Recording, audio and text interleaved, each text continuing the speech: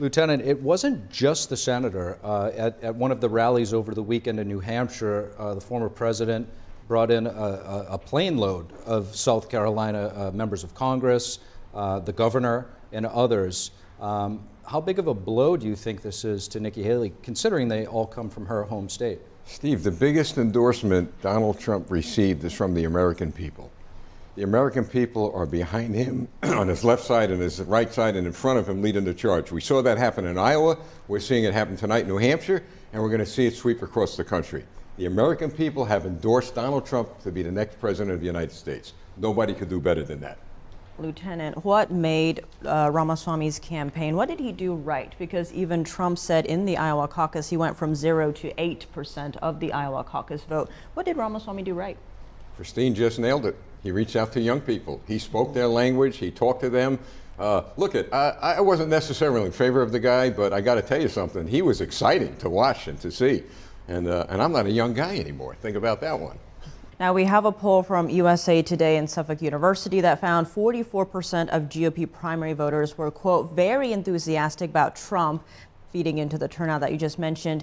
Only 18% of Democratic primary voters said the same about Biden. How do you see that playing out in terms of not just this election, but the general election?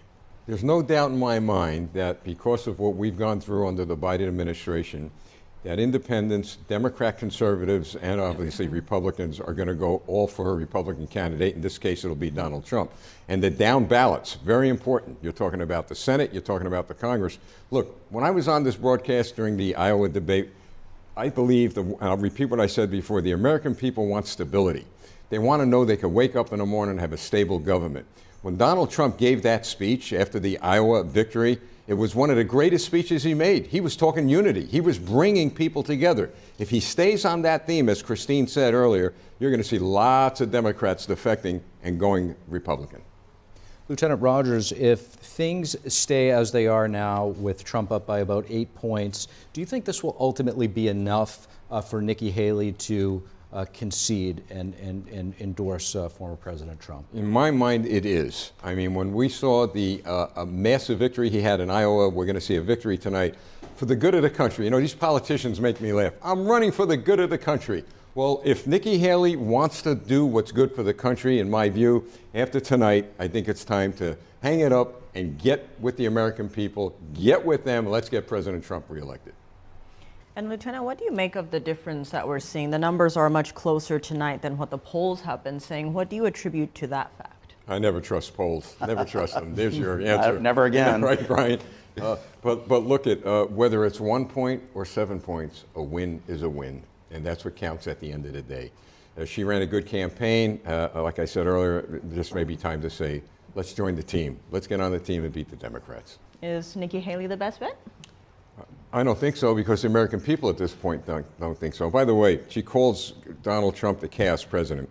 The president who has created chaos from coast to coast and from north to south is Joe Biden. That's the individual who's caused chaos. And Nikki Haley should remember Ronald Reagan's 11th commandment. I say that quite often. Thou shalt not speak bad about any other Republican, because she may end up endorsing Donald Trump before we know it. Given how the race is turning out with, Nikki Haley and Trump going head to head, are we going to see that kind of a scenario where she endorses Trump? Oh, I believe we will. I believe she has a future in politics. And like Robin said, we don't count her out in the future. But if you want a future in politics, you know what? Be a team player. But the team is the American people at this point, not just a political party. Look, the lawsuits, the courtroom drama. I mean, all of this the American people are focused on. That's helping Donald Trump. The Democrats are helping Donald Trump by going after him, because the American people are the underdog now in this 21st century. And they're painting Donald Trump as the underdog so they could relate to him. So all the polls and all the social media stuff, they're not watching as the world turns anymore, folks. They're watching Donald Trump and the courtroom drama. The longest reality TV show in American history has taken place before our time, to Donald Trump's benefit.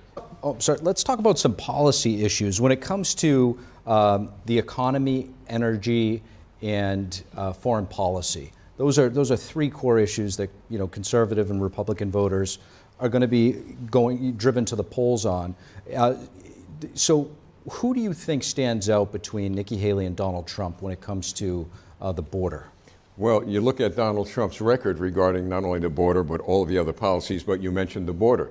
He was talking about building the wall. He was talking about catch and deport, not catch and release. Every promise he made with regard to the border and foreign policy, he absolutely kept his word. Now she was ambassador to the UN. I wasn't too thrilled about her kind of appeasing China, if you will. Not much about the wall when she was UN ambassador. So at the end of the day, I think it's hands down, he's the foreign policy guy. Jump in. This idea about the Democrats, and Robin said the Democrats would like to see Trump elected, right? Let me tell you something. Democrats are victimized by crime, just like Republicans. Women, children, men who are victimized by the vicious, murderous criminals roaming the streets of this country are being victimized just like Republicans. My point is this. We're all Americans at the end of the day. We all want to be safe. We all want a leader who's going to make us safe. Joe Biden and the Democrat Party has failed on every single front. Our bank accounts are not safe. Our jobs are not safe. Our streets are not safe. Compare that to Donald Trump's record when he was in office. Now I could see why the Democrats want Donald Trump elected. They're going to feel safe. How would that impact, say, Trump if he's the nominee? Would that impact him? Not at all. Nothing impacts Donald Trump. You know, and Teflon Don. Yeah, he has the American people with him. But you know, let's talk about that age factor, since I'm kind of getting up there. The Bible, there's a scripture that says, "Don't dismiss the wisdom of the gray crowns." You know, I think that age brings a lot of experience and wisdom. Of course, Ronald Reagan, I always point to him. He was very, he was older and he was losing, his mental capacity at the end. But we've got to give everybody a chance in this country, no matter what age they are. And if halfway through their term, we find that they can no longer work as president, we have the 25th Amendment. We have a constitutional protection to protect our country. And some have been pointing out to Trump supporters that they're not just supporters, he's inspired a whole movement. What do you see playing into that? What inspired this showing that we're seeing across the nation? The message that Donald Trump has given the American people from day one. It's a message of hope. It's a message with a vision. It's a message of the future. The other candidates, to be frank with you, haven't given that type of message, Republican and Democrat. And Donald Trump's message is not only for the hearing of Republicans, it's for Democrats, independents, Americans. And they're beginning to realize that this is the guy that's going to lead us into the future. Peace and prosperity. That's what they're looking for in stability. It's his message. On that note, Trump used to be a Democrat. I think when he was running in 2016, Megyn Kelly was like, how long have you been a Republican? Because he was really standing out against the established Republican Party, especially on policies like the border, trade, foreign policy. How do you see that aspect playing in? Because Trump really did bring in so many moderates, independents, even many Democrats, and people who didn't vote for 30 years came out to vote for him. Has that message stayed consistent since 2016? Well, two other guys I know were Democrats before they became Republicans. One was Ronald Reagan, and another was Steve Rogers. And the fact of the matter is that those of us who were Democrats during the JFK days saw a charismatic leader in John F. Kennedy. But after Kennedy, things started to go downward and came along Ronald Reagan. And he excited the people. He brought hope to the people, a future. Reagan's gone. Well, we slide back in. And who shows up? Donald Trump. And he gives that same consistent message. You got to remember one thing about President Trump. He hasn't wavered one bit on his message of hope, peace, prosperity, and security for the American people. That's why you have that reaction to it. And Mayor, do you agree with Captain America's statement here? Captain America knows best. Absolutely. Lieutenant, let's continue our discussion about election integrity.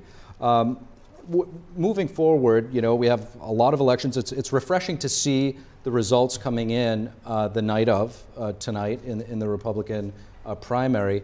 But there's been some, things that aren't necessarily conventional that we're seeing with the Democrats in their primaries. How reassuring is that, not just to Republicans, but also to the Democrats out there, which there are many that really value our democratic process? Well, it's not reassuring at all, and it adds to the idea that the American people feel that these are rigged elections. Look, I've shared with people all over the country, we can't change the past. The past anchors us down, keeps us back from moving forward. But moving forward, our Congress has to start moving. We have to require voter ID. I think when a person goes to the polls, they got to show their picture. They got to show where they live, how long they live there. There's nothing wrong with that. And then as a result of that, you could count legitimate votes. Look, I remember JFK and Richard Nixon. It was a tie all the way up to the last minute, and all of a sudden, Cook County, Illinois, under Mayor Richard Daley comes in, overwhelming for JFK. And JFK only won by a few votes, a few thousand votes. So this is nothing new. Imagine that. We haven't been able to change things since 1960s. Well, it's time we do that.